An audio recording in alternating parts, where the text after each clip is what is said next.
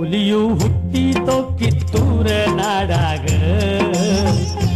ಬಂಟರಾಯಣ್ಣ ಸಂಗೊಳ್ಳಿ ಊರಾಗ.